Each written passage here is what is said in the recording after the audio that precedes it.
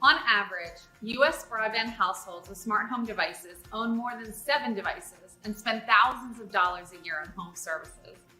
Parks Associates Consumer Insights dashboards share adoption, consumer demand, and market changes across the year for 5 leading markets serving the connected home to identify critical shifts in these markets and in consumer sentiment by tracking the core metrics that matter. This consumer research draws from surveys of more than 10,000 U.S. households, including trending data, sometimes reaching back more than a decade. Parks Associates offers consumer insights dashboards for 5 markets: home services, consumer electronics, video services, residential security, and smart home.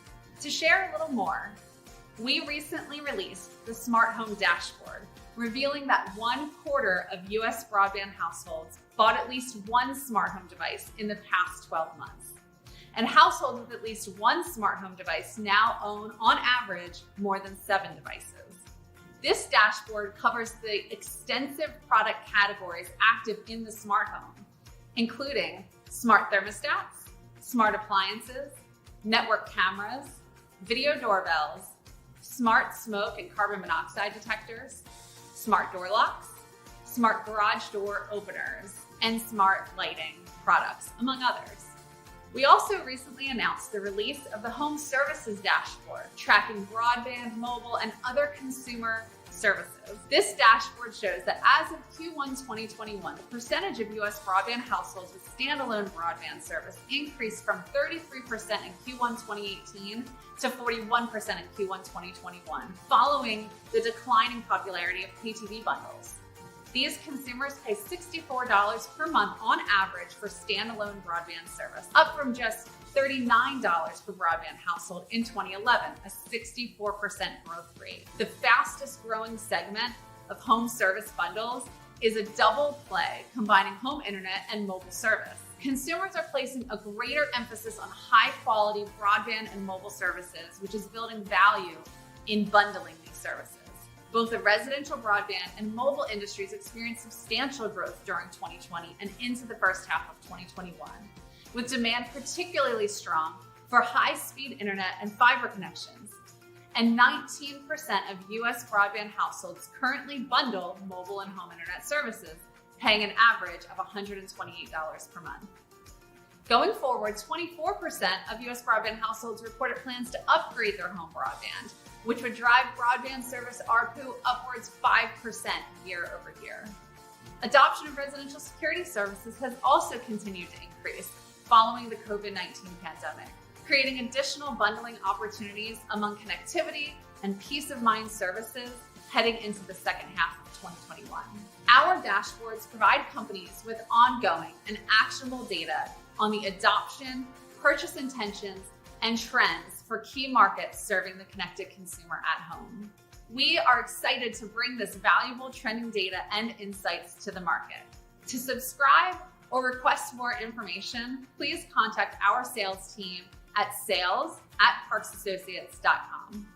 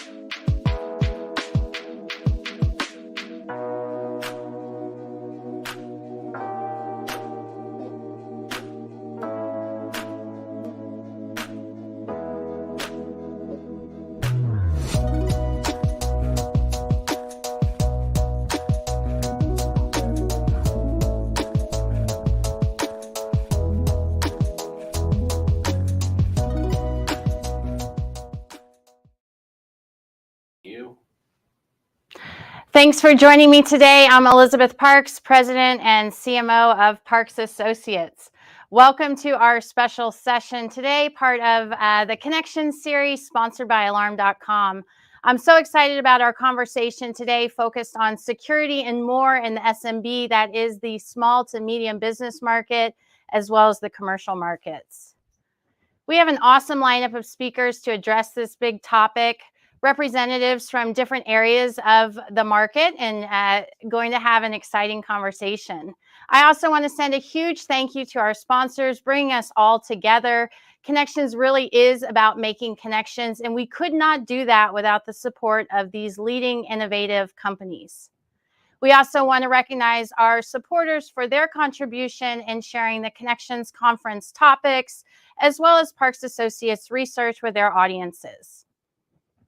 If this is your first time interacting with us, Parks Associates is an independent market research firm that specializes in emerging consumer technology. And you'll see some of our research throughout today's sessions. We have built a proprietary set of data across 40 years with a unique methodology of surveying 10,000 internet households each quarter. This gives us an incredibly rich set of consumer trending data. But today, I'm going to show you research from our study of 1,000 small to medium businesses with 100 staff or less. We also have 2 more events we'll be hosting this year in 2022 in October and November, and then launching our 2023 Connections series. So I hope you'll be able to join us for that. Also, to start the year, we'll be hosting the Connections Summit at CES. This is our 17th year partnering with the Consumer Electronics Show. And so if you're interested in participating, attending, speaking, or sponsoring, please contact any members of our team. Again, we have an awesome lineup of speakers today. I'm going to start with presenting some of our data to help set the stage for the discussion. We have 75 minutes for this special session, so we can dive deep into these topics. We're going to talk about what's driving demand in the SMB and commercial markets, the impact of the service-driven economy on the small to medium business market, along with remote workforce changes. I'll address the size of the market, the spending and perspective on security services, and the value of integration and future demand for technology. If we step back and take a look at this big picture, we have to recognize where we are right now. We are in the beginning of the 4th industrial revolution. Everything is about digital transformation, data, devices, systems, and the services that can stem from them. We see this transformation taking place in the energy markets, the security markets, and the broadband markets, and certainly is impacting consumers, enterprise, and commercial business, and certainly SMB. These are major areas that Parks Associates covers in our research work.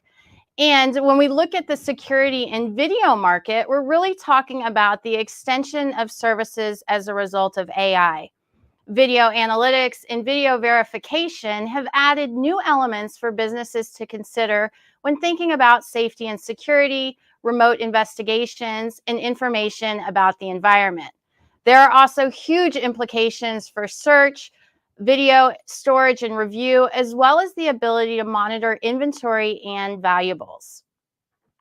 So tech is being embraced by consumers and businesses, and advancing innovation is advancing overall.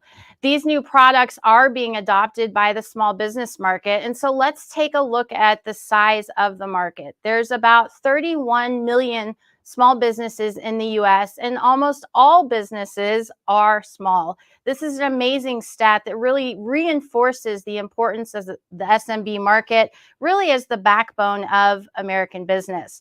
Also, the power of small business is clear when you consider that 64% of new jobs annually are coming from SMBs.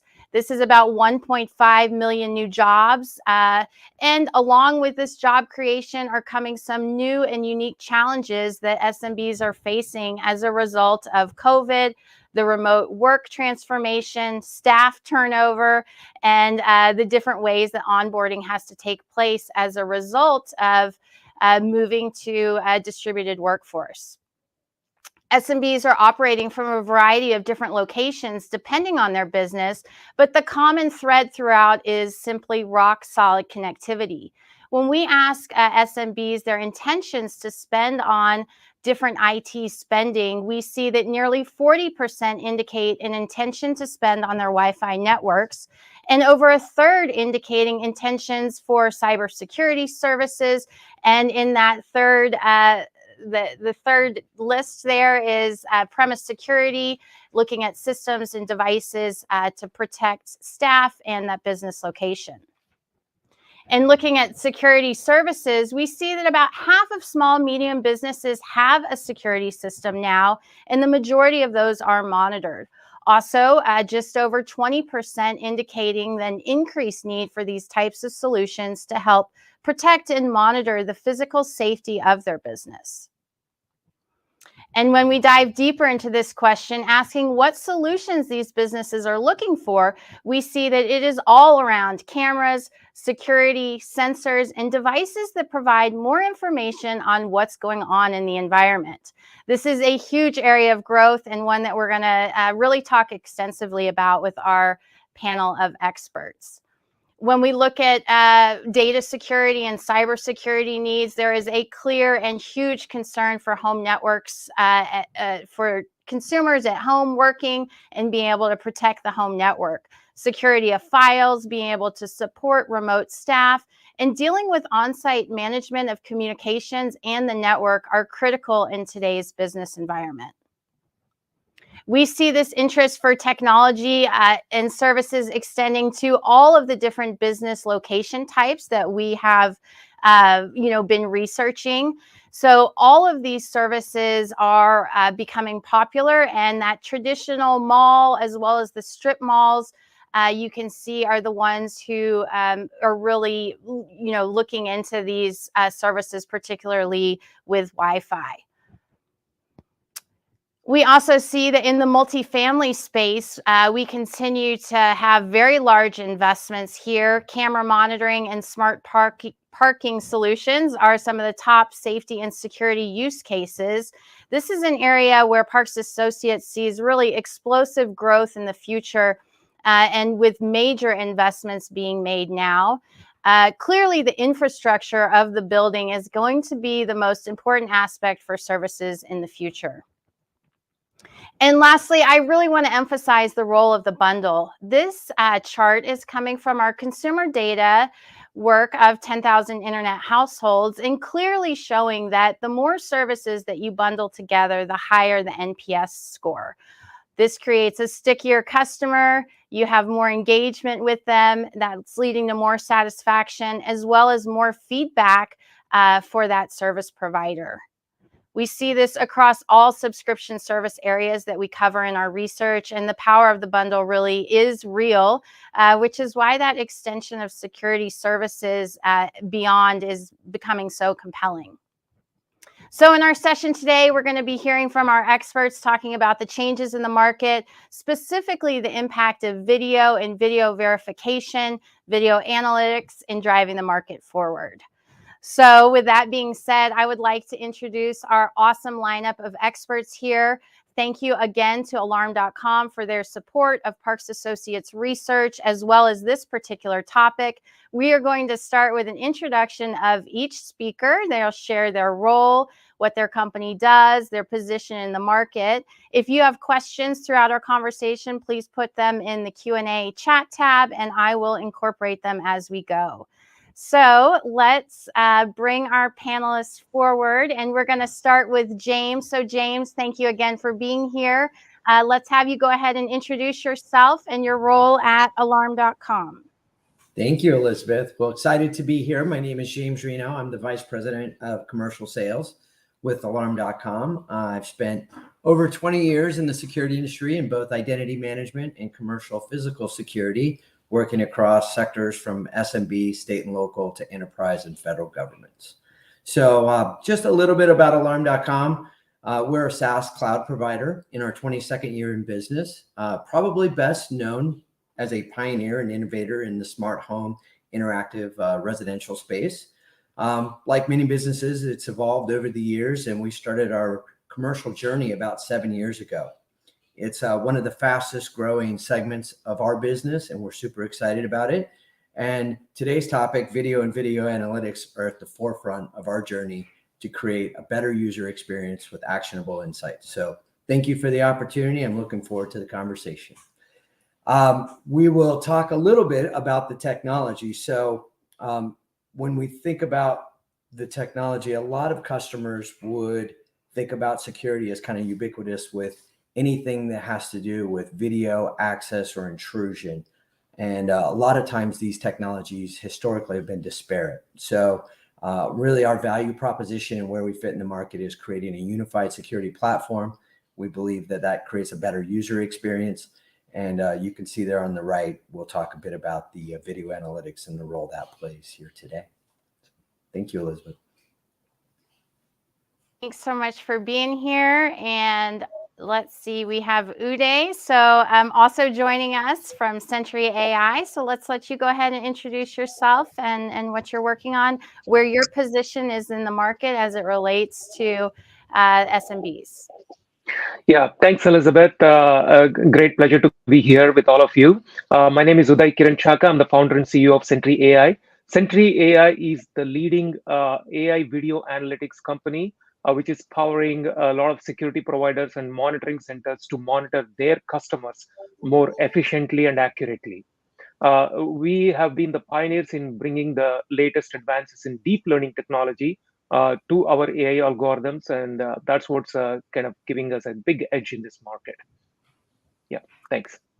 Great. Thank you so much for joining us. We also have Dominique, the CTO of Camera Eye. Dominique, thanks for joining us today. Let's have you introduce yourself and Camera Eye. Good morning, Elizabeth. Thank you so much for having us today. So I'm Dominic Mayer. I'm the acting CTO of Camera Eye. At Camera Eye, we're developing the global leading solution in understanding how AI and computer vision is redefining smart and safe pool and spy experience using purely vision-based technology and artificial intelligence.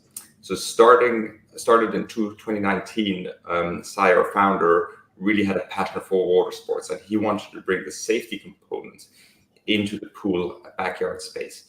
So over the last 2 years, we've been developing a whole scenarios of applications that allow us to commercialize and monetize some of these applications. And with that, we've really built out a huge network of small business and medium businesses that allow us to deploy these systems into the pool construction space, which we'll talk a little bit about, and then also provide the at-home safety component for all users of the pool. So thank you so much. I'm looking forward to this panel. Great. And definitely the commercialization of all this is definitely something we're going to be talking about today. So thanks for being here. Avery, let's let you introduce yourself. Good morning. I'm Avery Rigg. I'm here with Professional Sales Agents. We've been around since 1978, specializing in a manufacturer's rep position. We sell multiple lines of security cameras and then also specializing in Fluke Networks testers. So when it comes to a data standpoint, I understand what they are looking for on bandwidth issues, understanding the small business world, and then also the commercial world, as in industry standards as far as security premises, and knowing what people are looking for when it comes into access control and getting into and maintaining security within your business or data center or even shopping malls and also large apartment complexes. But we really do appreciate you guys having us on board, and thank you very much for that.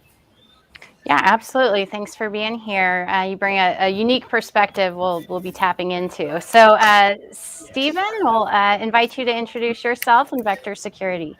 Great. And again, thanks, Elizabeth, for having me. And I also want to have a big shout out to James, because Alarm.com is a huge part of our industry or our business here at Vector Security, especially on the commercial side. So big shout out to you, James. My name's Steve Soltis. I've been in the industry now for a little over 30 years.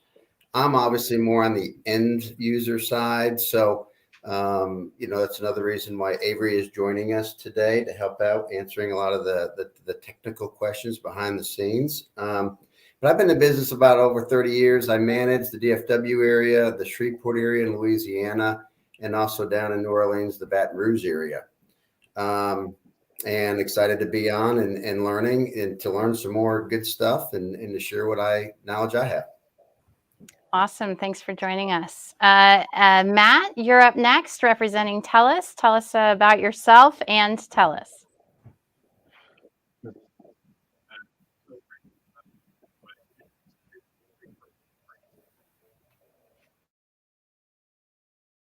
And with TELUS, we are the third largest telecom in Canada. We are the largest telecom in Canada with a focus on commercial security as well as residential smart home security.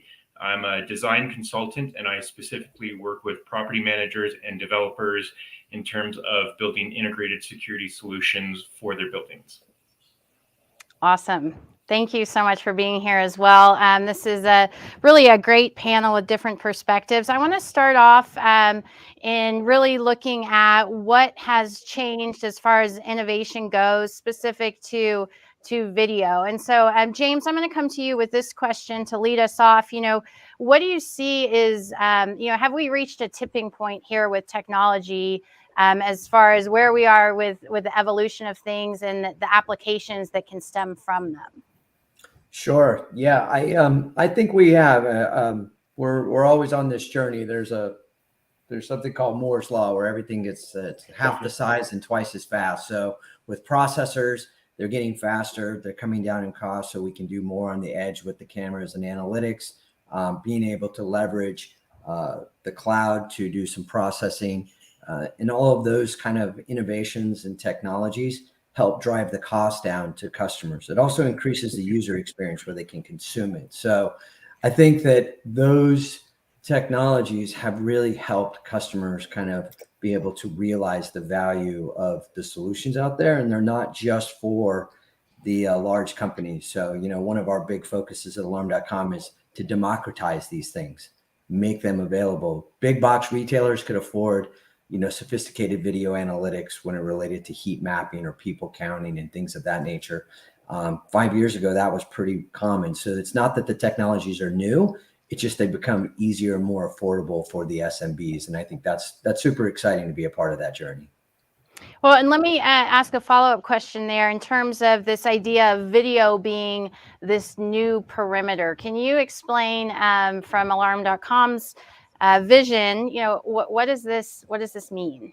Sure. So, we can all kind of appreciate that it was difficult to get a remote notification prior to video analytics. So you had to wait for an incident and you had to wait for your perimeter to actually be broken or violated for a signal to come in. With video analytics and the maturity of them, where you can actually reliably tell if an individual or a vehicle has entered a property, that is a game changer. So now the perimeter is not just your physical building, but it's your property. And that will give you, an actionable insight that if it's a known person, then you don't do anything. If it's obviously an unwanted guest, then you have different options at your fingertips. So your perimeter's now been extended because of video and video analytics. So that's a pretty exciting topic for today. Yeah, absolutely. Well, let's get into talking about the commercialization of these services, how to make the money parts, how to convince companies to be investing in new technology that ultimately is going to serve them better. So, Uday, I want to start here with you and get your perspective, and then Dominique, I'm going to come to you next. So, tell me what is happening. How are you all able to show the business model and show the value that can be brought by advanced technologies, and then ultimately getting services out at the other side? Yeah. So from the perspective of how this came about, right? What has actually happened in the last few years, and how is it now becoming commercial ready? So I have been following this field for now 10 years in the computer vision AI. I have 2 granted patents. And what I've seen as the interesting developments that are leading us to where we are now are first and foremost the deep learning computer vision AI algorithms, which are now powering all these self-driving car efforts, right? So all these came out of this deep learning technology base. So that became possible. The second one was, as James already mentioned, the cost of compute with this Moore's law has actually started coming down. The third one is importantly purpose-built AI for security. So here the idea is, how can I replicate thinking of a security guard or a security professional and bringing it into software and work reliably in very challenging conditions, whether it's nighttime, whether it's raining, whether it's fog, whether it's disturbed by the foliage or the animals or birds. How can you still reliably provide security? So that was the next evolution to kind of create this purpose-built AI. From there on, actually, we had a lot of software players in the ecosystem that have made it easier to adopt AI as well and bring it into the command centers and security monitoring centers. Then the last part is you have now enterprising security providers who are adopting it and, very importantly, providing feedback that is going back to help improve the quality of AI. So this is what has actually brought us to the point where, as Elizabeth, you and James already recounted, the video has become now usable. It has now become a tool to prevent crime from happening in the first place and not use it for forensic evidence afterwards. I think that's the big change that has happened. And especially in the last couple of years, the technology has matured. The accuracy levels in some cases have reached more than 99%, to the point where you can now trust the system. And the security providers, who naturally have to be very skeptical, have now started trusting the system. And with the cost curve again bending down and to be making this come almost to the point of around 30% of having a live station guard, it has now become extremely, extremely valuable for companies to adopt this technology and go forward. I mean, if they were on the fence waiting for this to mature, I think the time has come for them to actually do so. The last part related to commercialization is the cost. What is it going to cost, and how quickly or easily can I get these benefits? Because of the, again, evolution of the SaaS providers, software as a service providers, and Alarm.com, James, as you said, is one of the leading providers here. The cost of actually adopting these has come down significantly. You don't have big upfront costs. You need to just install these cameras, and in some cases, the security providers are even subsidizing that part by bundling it into their services.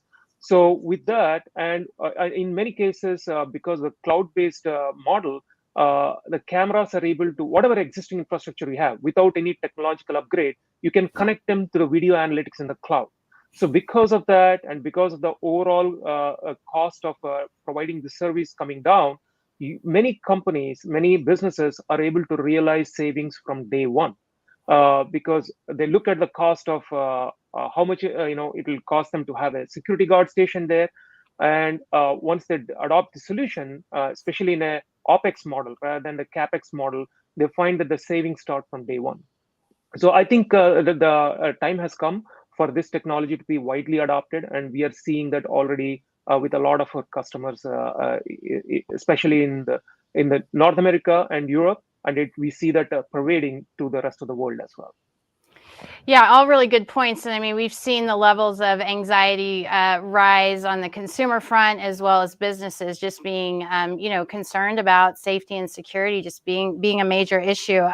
Dominique, let's come to you also on this commercialization. What we're talking about is, hardware, software, data, and then the services at the other side, this hardware as a service idea that we've been talking about for a long time, and a lot of companies struggling to figure out, how to really make that work. So tell me a little bit more from your perspective. What are some of the successes that you see with the selling points in, commercializing sensor-based, information coming across in real time to be able to use it for some, very, very valuable services? Yes, that's a really exciting space because commercialization is really about creating value. So when we started Camera, it was all about providing that safety aspect to the pool space. So how can we make sure that our grandkids that enter the backyard are alerting anyone in the house that there is now a kid in the backyard, right? So it's all about the safety. But as we grew the business, we really found this hook, right, as we call it, that brought us to these three pillars of the company. So the first one is really on the maintenance and operations side.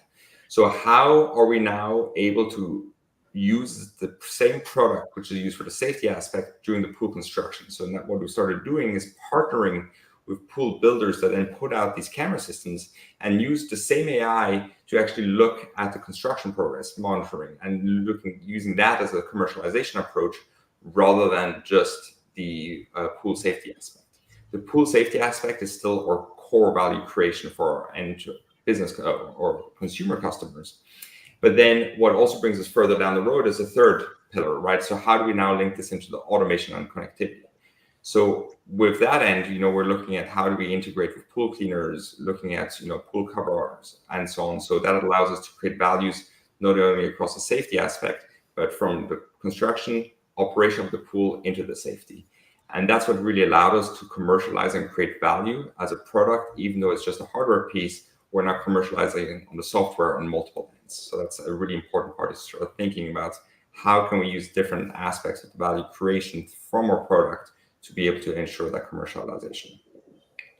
Yeah, absolutely. And it sounds like you're looking at these various factors that can be impacted through that use of technology, and then businesses really taking into consideration. I mean, these are not small tweaks that are happening. These are stakes in the ground of how we are going to help transform our business and why, and what's the value that gets attached to these new services that we're going to pay for, whether that's helping protect staff or employees coming in and out of a retail environment, or protecting the inventory that you have around. All of this speaks to the necessary requirements that have to happen in the building, in the infrastructure side. And so, Matt, I want to come to you next with this question on, how does this go for building? It could be a property manager, it could be a retail, strip mall type setting store, a shopping center. How are they approaching this? Do they understand technology? Do they have teams of people who make these types of decisions? And then, Avery and Steve, will come to you next and get your perspective on this question as well. Yeah, so absolutely. When we start thinking about the technologies that are in place and the infrastructure that used to be required for cameras and CCTV systems, it used to be, a lot of people still think in the manner of the camera needs to directly connect to a server on site. We got to think about cabling, we got to think about conduit, we got to think about that kind of back end infrastructure. And now with the modernization of cameras and cloud recording and direct connections into networks, there's no longer that requirement for that extensive internal back end work that needs to be done anymore. And especially when you're working with a lot of smaller businesses who may or may not have the ability to afford that infrastructure, to be able to implement a cloud recording solution instead of having to build a large internal network for a camera system is much more appealing, and it's a low cost option. And that's something that we can discuss with them. So we would present that to a lot of our small business owners, saying you can go with a cloud solution versus an on-prem solution. The other beneficial of a cloud solution versus an on-prem solution is it's something that they can access from anywhere in the world through an app or through their website or through whatever. So now you're reducing an operational cost because you no longer have to have somebody on site checking video, running to stores, going all over the place. They can be doing it from anywhere. So and that also reduces the requirement sometimes for a guard footprint as well, because now you're using the cameras instead to provide you that feedback when people are in spaces that they don't need to be in. So because of the advancements in the technology in the camera industry, we're able to provide lower cost solutions for those small and medium-sized businesses. Yeah, and I would imagine this would come into play big time with multiple properties, or a business that might have multiple buildings or shops, and that ability to understand what's happening at all of them effectively in one view, along with those notifications. Absolutely. Yeah, really interesting. Okay, Avery and Steven, I'm going to come to you all together here. But Steve, let's start with you on the end user side and how these services are getting sold. What's the response? How are the businesses? Is that demand really being seen on your end? Tell us a little bit about how that goes. And then I know Avery's got a little bit more experience on the technical aspects, so he could add on in implementation actually of these services. Sure. So, what we have found from the end user side that, consumers are not really educated and aware of, the technology and what the value is of having, the have the cameras with analytics and the things that kind of go with it. So what we find is that, educating our reps and making sure that they're knowledgeable to go out there and present the presentation and make sure that they're aware of all the different options, so on and so forth. The biggest thing that we found in our market is building value. In some cases, it's not necessarily how much it costs. It's really building the value and what their needs are, and base our presentation around the needs of the customer. How we go about generating the business, so on and so forth. I mean, our reps are really successful at collecting COs and finding certified occupancies of new people that are moving in, and they go out there and they work around that direction to create some business. Yeah, absolutely. Yeah, finding the demand too, and just making sure people understand what the options are. I think the pace of technology is so fast these days. I mean, it's hard to keep up, even if, like us, we're studying this every day, and new things are coming out all the time. So the business owners and the end consumer ultimately is having to make decisions about some really complex things in the environment. Avery, do you have any comments you want to add in here in terms of the investments, and then how the technical side is actually working, getting this kind of technology in a small SMB environment? Yes, with both what Matt and Steve both said is exactly correct. And when we're talking an SMB setting, this could be a car lot all the way down to a nail salon or a hair salon. These customers are not in the typical everyday AI community that all of us are in and understanding. So we present that in a different way for these customers or building owners or occupancy owners, in a way to understand on how AI is actually wrapping in and saving them and protecting them and their customers, and presenting that value like Steve said. And the next thing that we're doing is creating the budget and understanding what their budget needs are. We want to fill in and step into that exact budget so they are happy. That's the best way that we do it. And understanding these people have no idea what a network is in most cases, and then us being able to go in and actually create that value for them. Yeah, absolutely. I mean, so much education. A lot of things you stated are so true. Just that investment for a small business is a lot, right? Because it could be an under 10 person business. It could be a 1-person business that still is requiring these solutions, and they have those tight budgets. Technology does require that investment, and it also can help companies save money, and also perhaps, just understand things better so that they can operate differently and more streamlined. And so, James, let's go back to you on this question of, what's the operational savings? Is this something that is immediate? Is it over time? Is it something you tell an SMB, hey, if you do this, that, and the other in 18 months, you're going to have realized you didn't have to hire 2 people. You didn't have to follow up on inventory tracking. You didn't have to, spend hours of time searching through video just to figure out what might have happened. What are the benefits that Alarm.com and your partners are sharing in selling these solutions?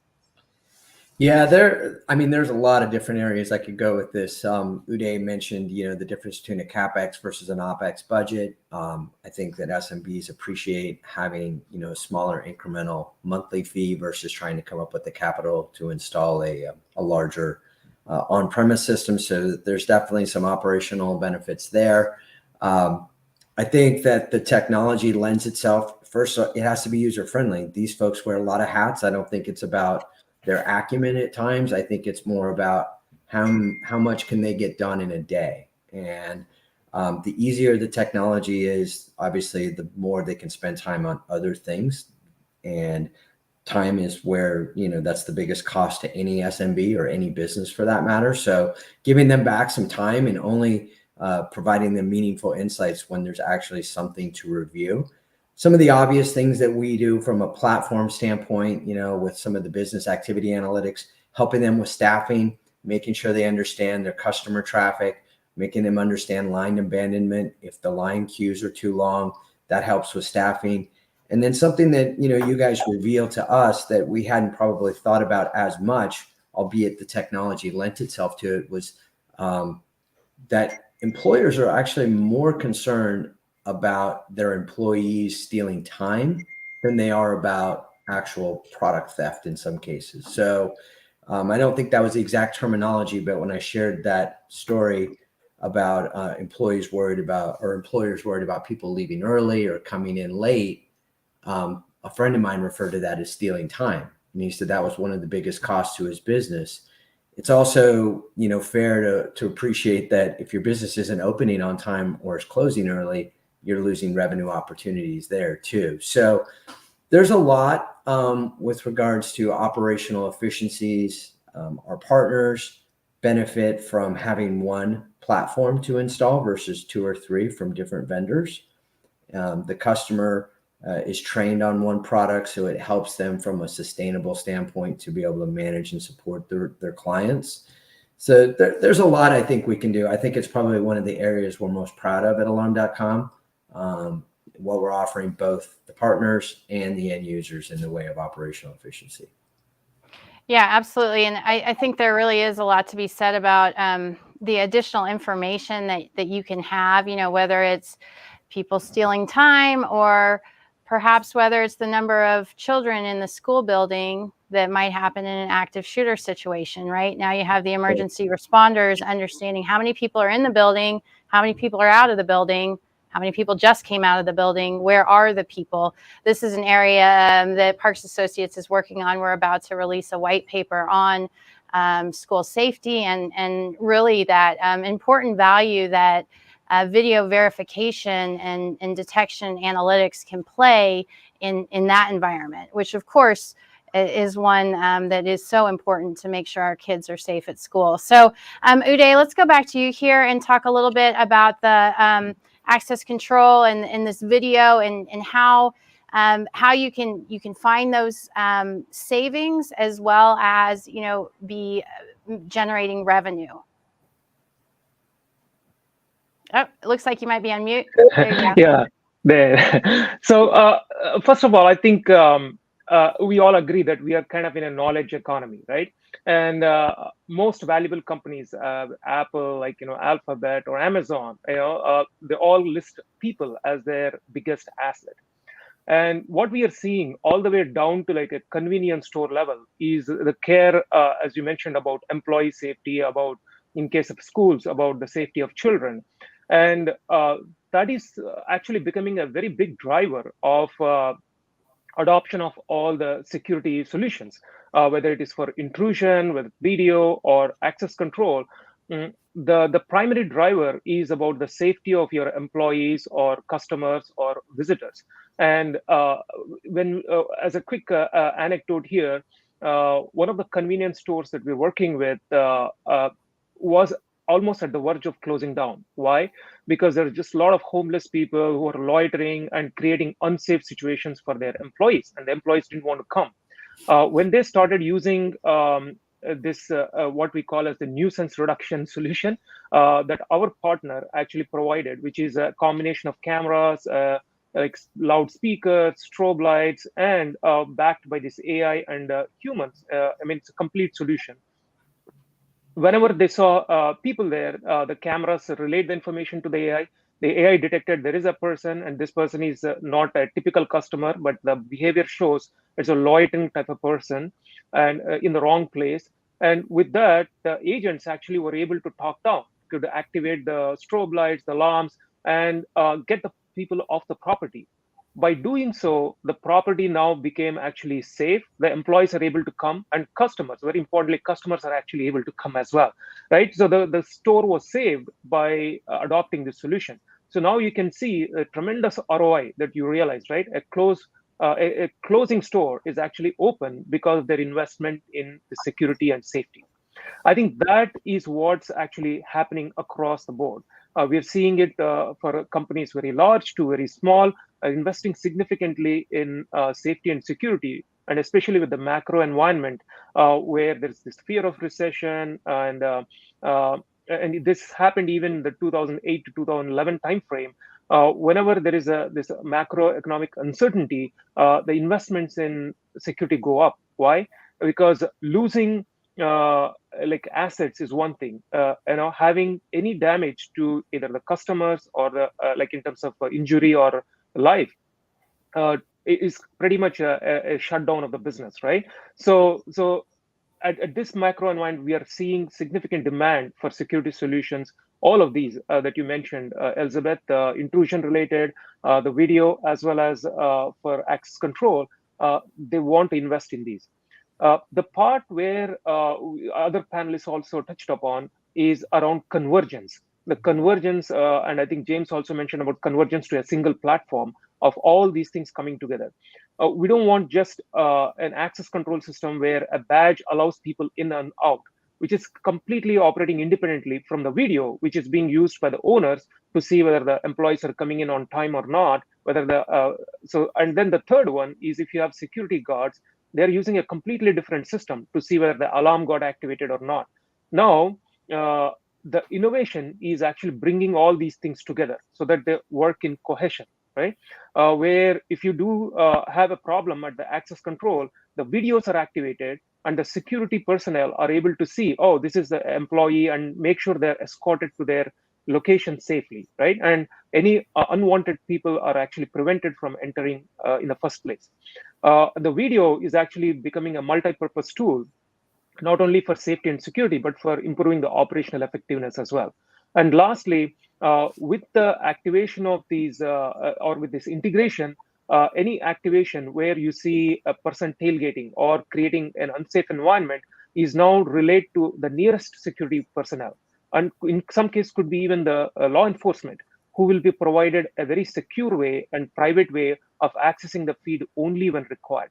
All these innovations are making this absolute no-brainer in terms of return on investment to go for these integrated solution, a platform-based solution, and preferably in an OpEx model.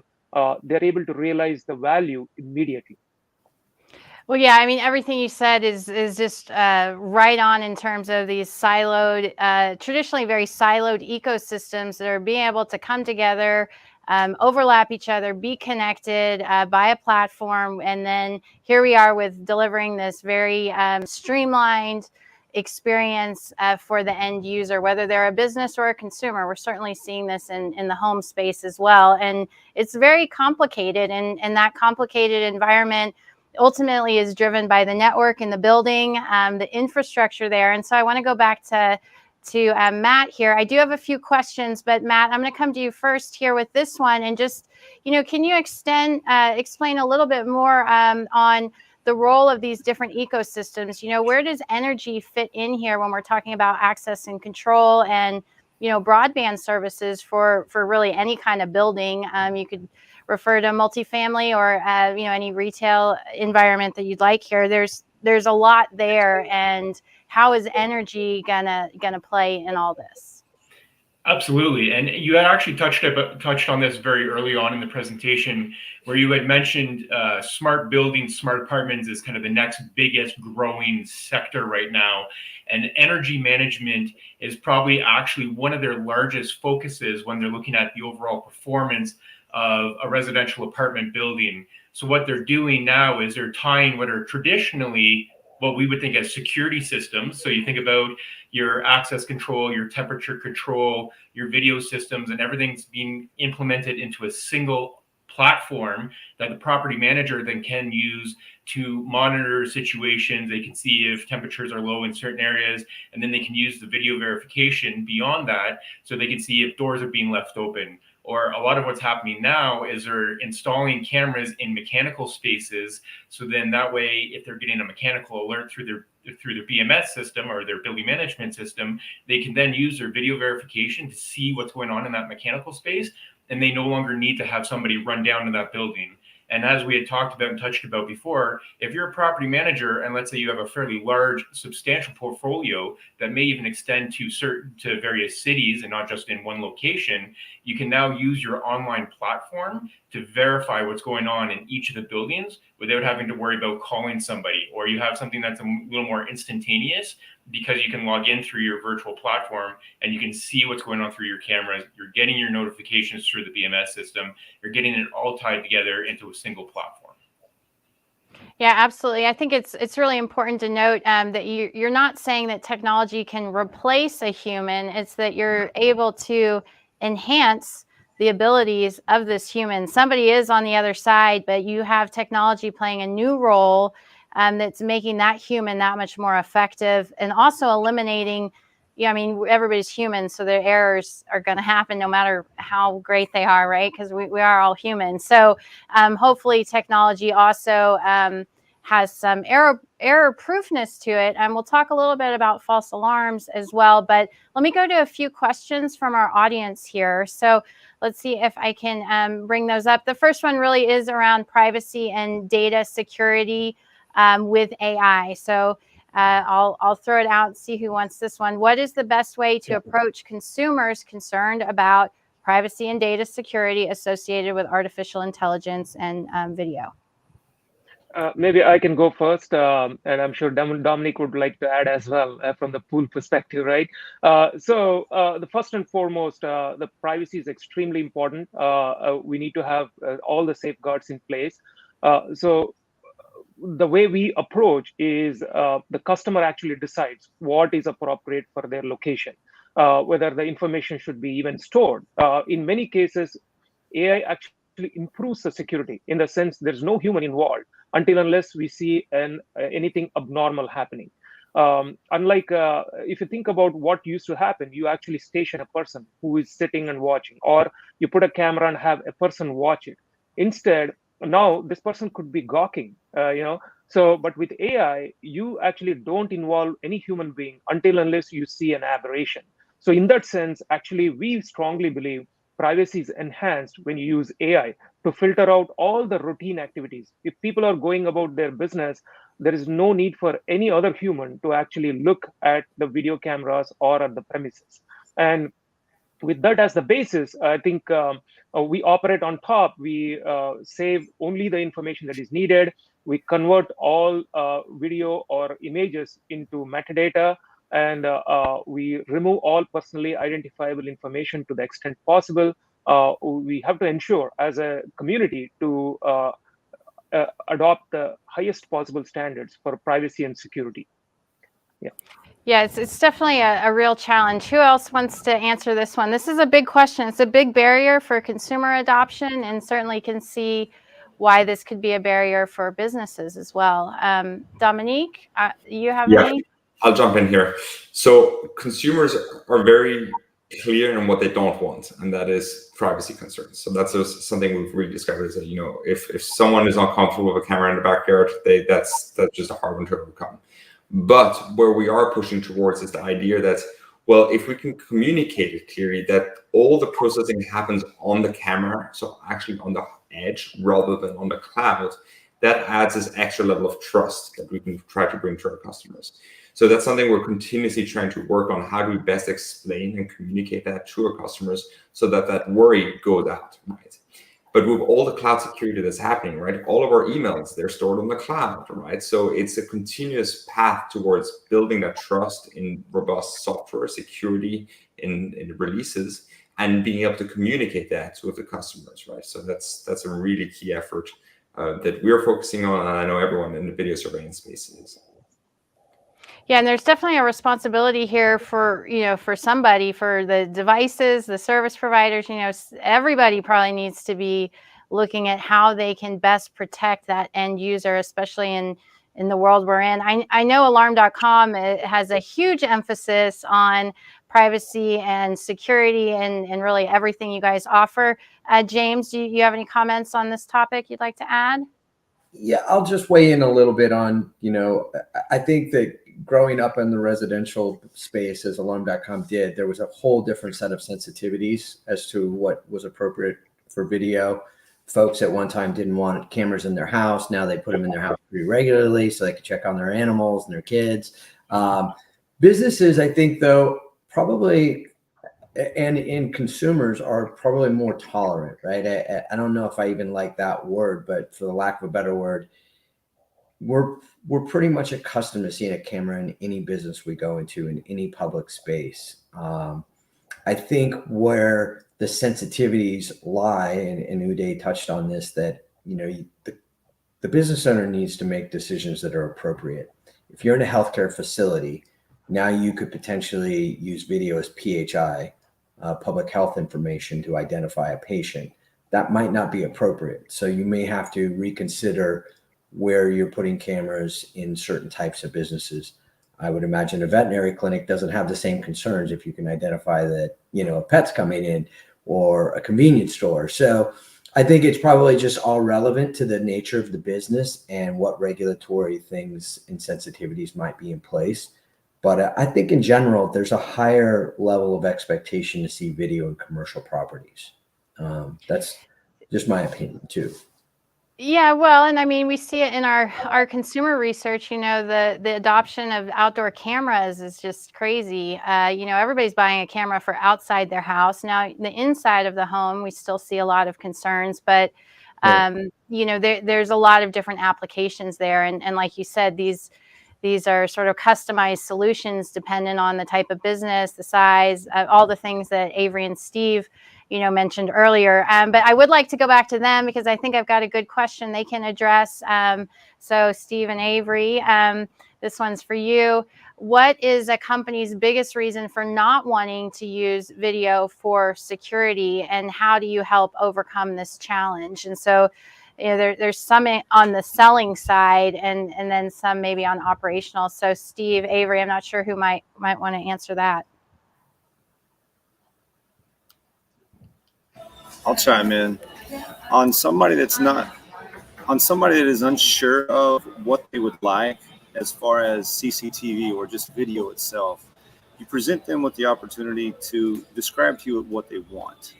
Once you understand what they're not wanting, or what they are willing to allow you to understand their problems at hand, is it somebody coming into the shop, or is it somebody coming into their parking lot?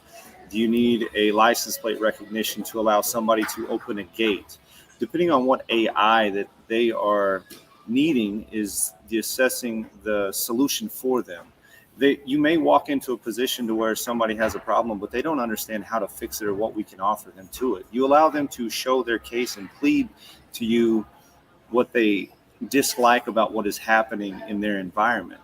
And once you understand that, that's where you can assess the actual space that you need to guide them to. And within AI, I mean, you can do facial detection, have the ability to allow non-alarms to be had.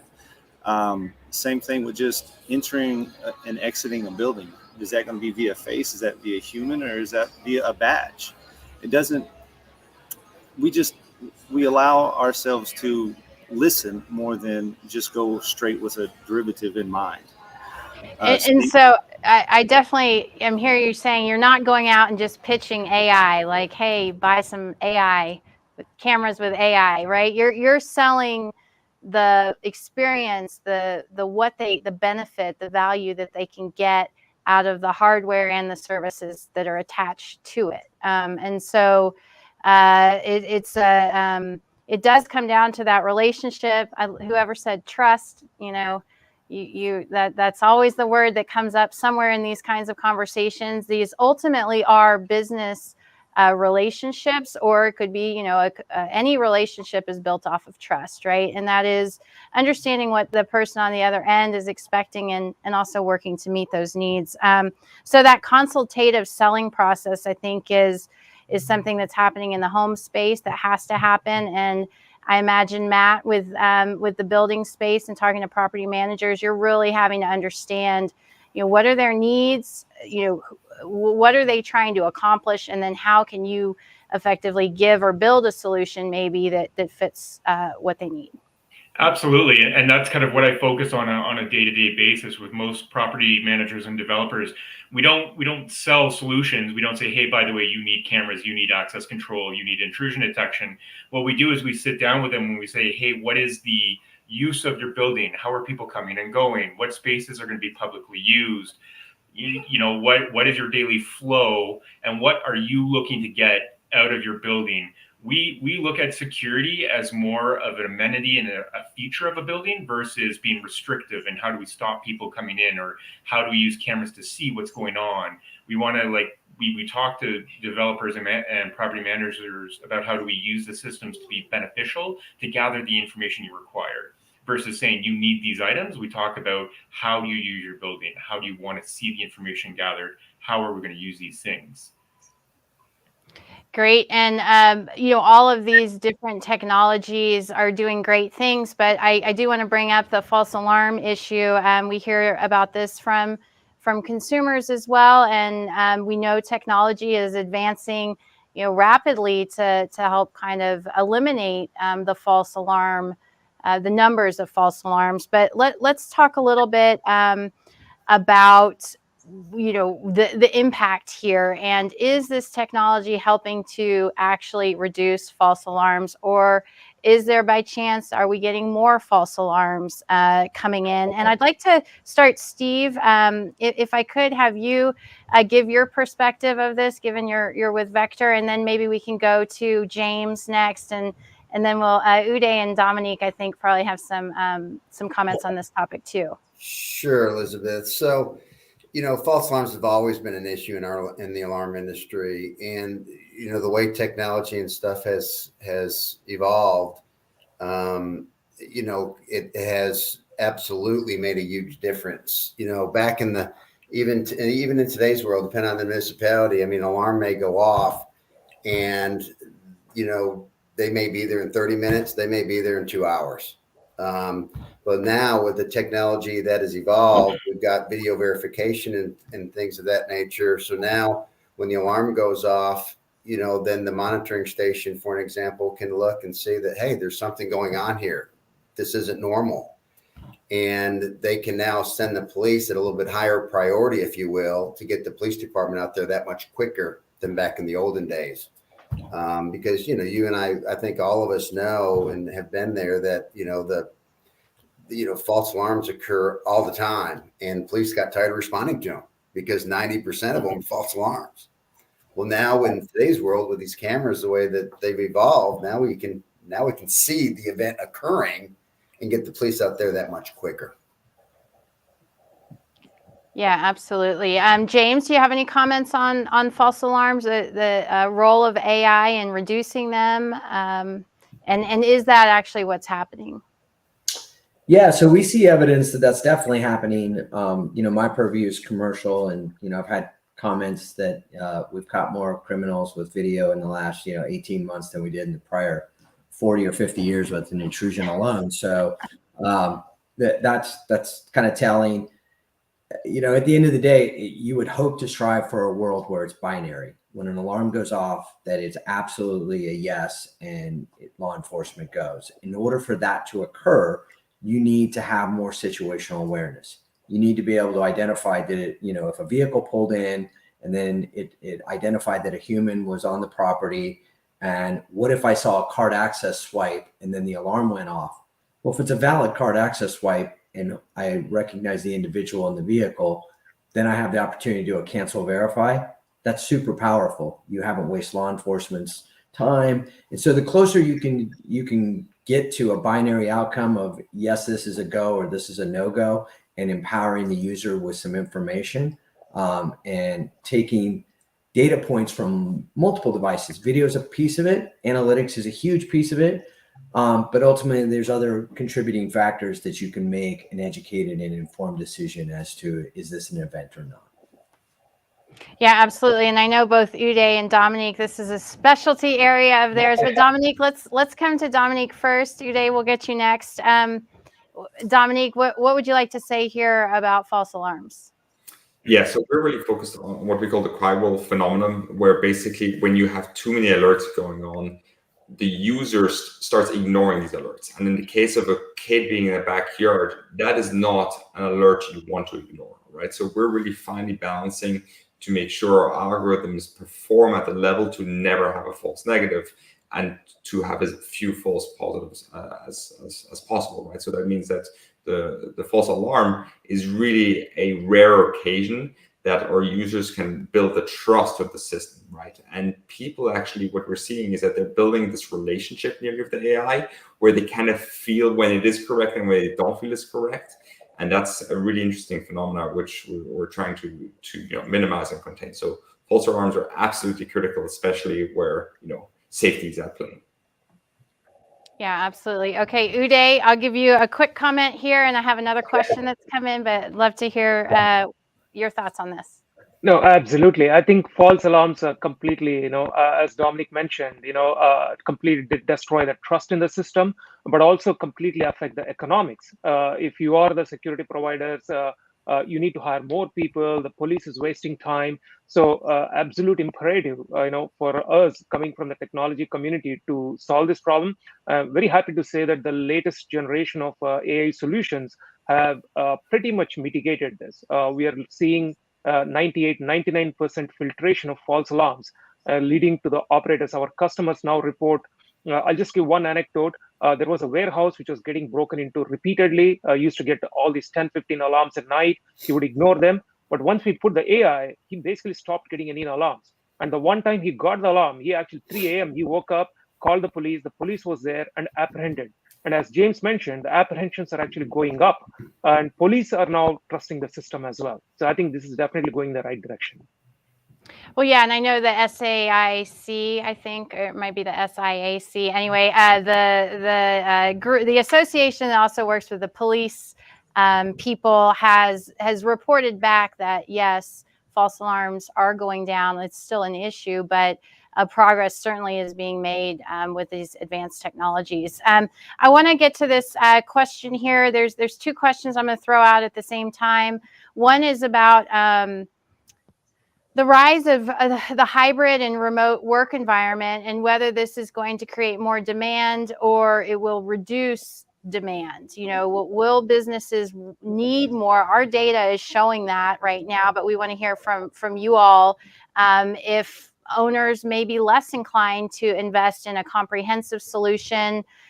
So that's one of the questions. The other question has to do with lighting and connected lighting as a safety element in a system and thinking about safety and security. So let's see. As far as the workforce, let me see. James, maybe you can answer that one for us. And as everybody think on that lighting question, who's interested in answering that one?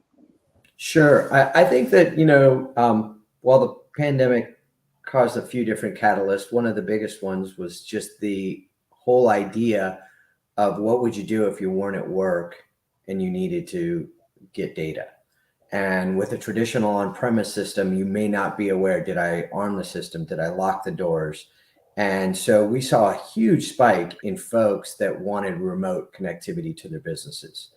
So I think that there was just kind of a fork in the road that once they realized those technologies were available, it's just kind of continued to increase in the way of adoption and demand.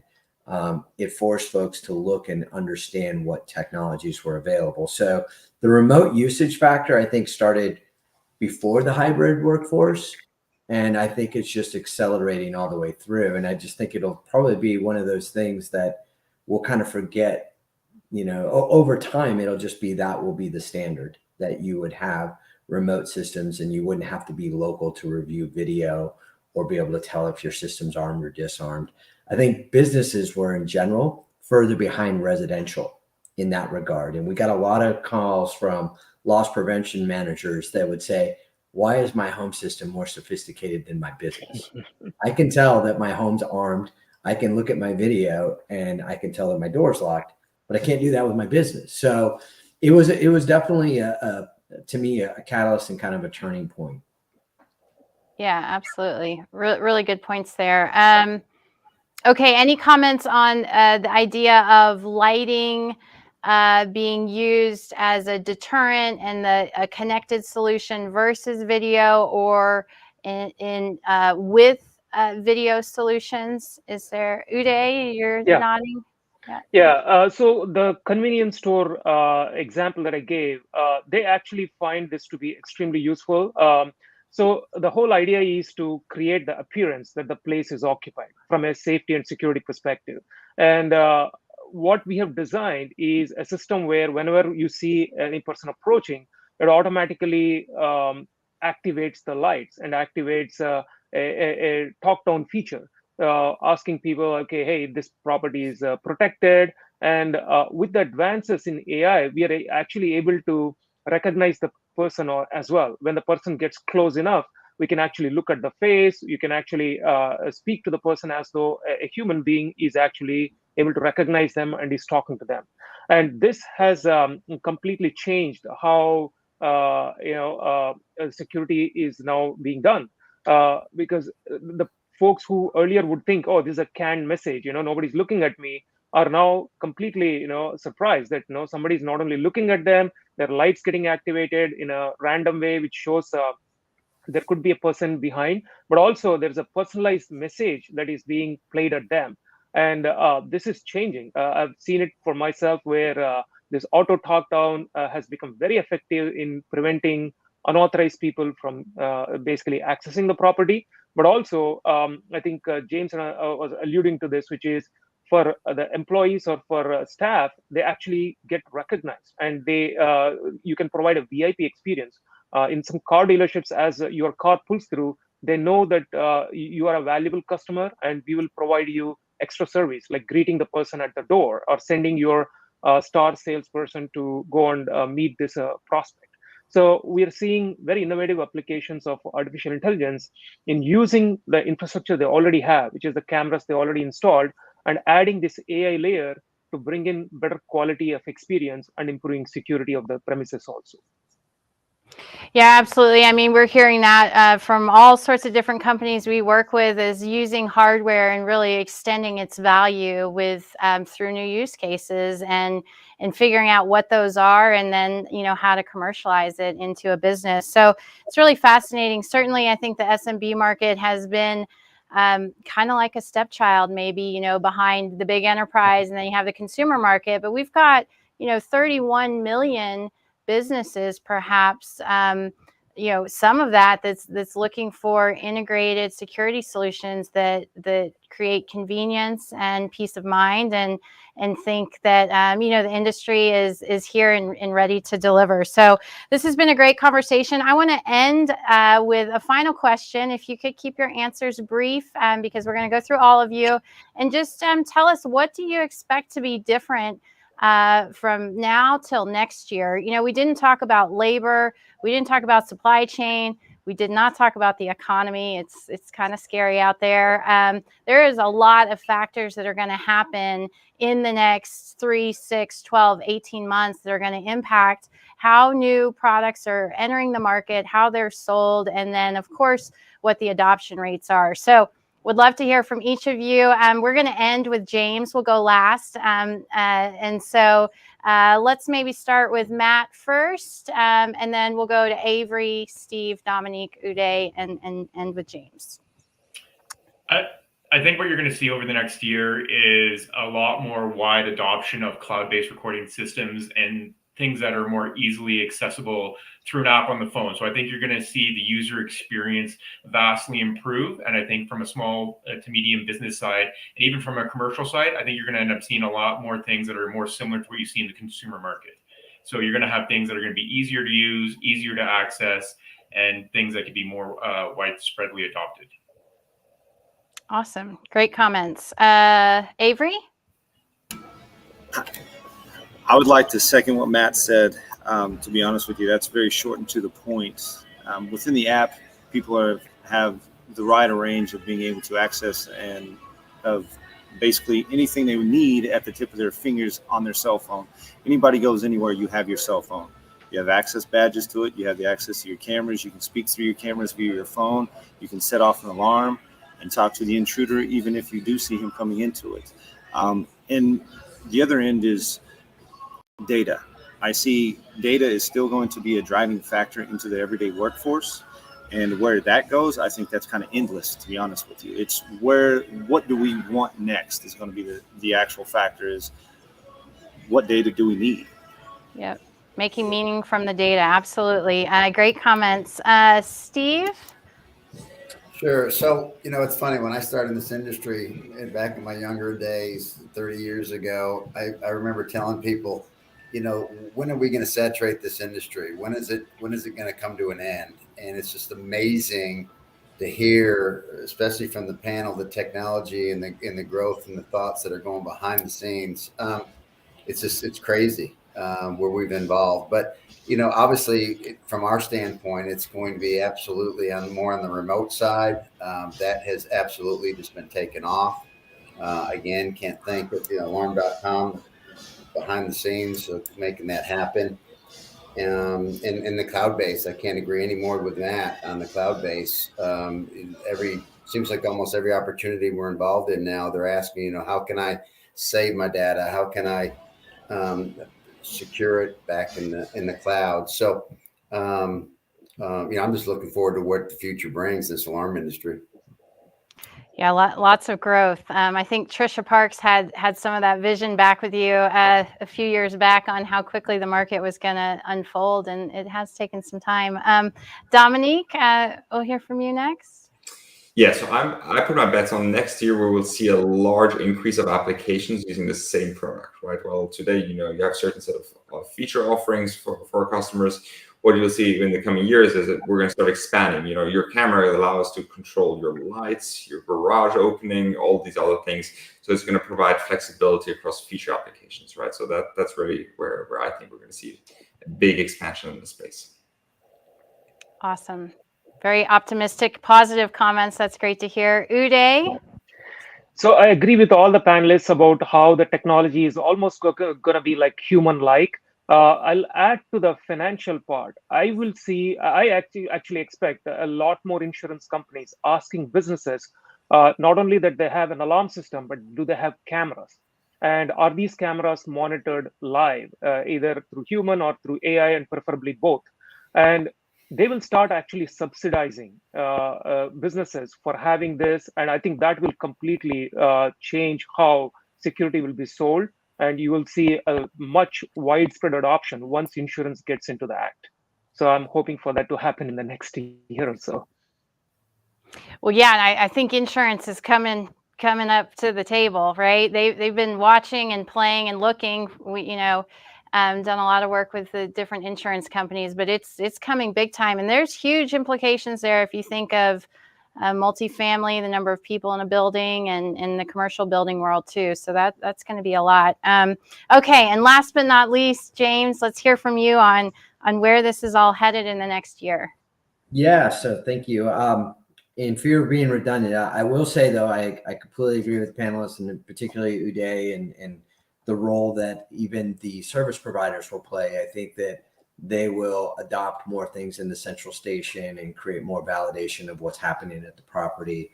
So I think that's a great service that they'll be able to add. And I think that the thing that I would say that maybe the panelists haven't said is there's a continuation of customer expectations and what they expect. I think that, people refer to it as the Uber effect or the Amazon effect or Netflix, but there is a certain expectations that things should be easy to use, and that the acceleration of these technologies, the expectation is getting higher and higher. They would probably, I don't think that anybody wanted to have 3 systems. As they become more familiar with the ability to do everything on one app and one system, the market expectation will change. So I think Steve's point earlier in the conversation was that there's still a lot of education happening, but I do think that that's kind of starting to evolve. As buyers get younger, as entrepreneurs get younger, they're more technical by nature. So they're pretty familiar with what's available, and they're just trying to figure out, what exactly fits into their business and their processes, and what problems can they solve with the technology. So I think that the bar is rising as far as what their expectations are because of what they're doing in their personal lives, right? So, and I think that's exciting and fun to be a part of that journey.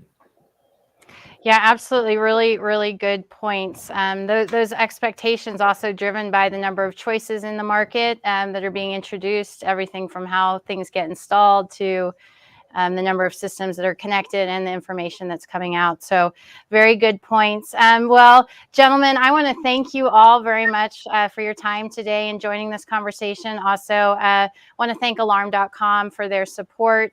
So thanks for joining us. I hope you can come back for more connections, virtual sessions, as well as in person next year. Great. Thank you. Thank you. Thank you. Thank you. Great. So just to follow up here, the research that I showed today was from Parks Associates research study, the new SMB landscape. If you're interested in more information about that, we touched on trust, personalization, consultative selling, the role of education. And I think the biggest thing here, context is king. And so that role of video verification, video analytics, and data in the future is going to be huge. I want to really thank our sponsor, Alarm.com, for this special session. This is a huge area of investment, lots of opportunity. And so reach out to Alarm.com if you'd like more information about what they're working on. Also, I certainly hope you will join us in just another week to talk more about the role of broadband, particularly in the multifamily space, but what this means for experiences on the consumer side, the implications for the building and the infrastructure, and what the future holds there. Also, if you're interested in any of Parks Associates custom marketing services, we love research, we love educating the industry, and so please feel free to reach out to my colleague Ashton if you'd be interested in one of these projects. These are also all available on our website, free to download and read, and so go there if you're interested in some of our work. Thank you again for joining us. Our team is here. If you have any questions, we'd love to help you all out. And whether you're buying research, engaged in our events, or just telling us about what your latest solution is, we are here for you and want to hear from you. Feel free to reach out to me as well on LinkedIn if interested. Thank you again for your time, and we'll see you soon.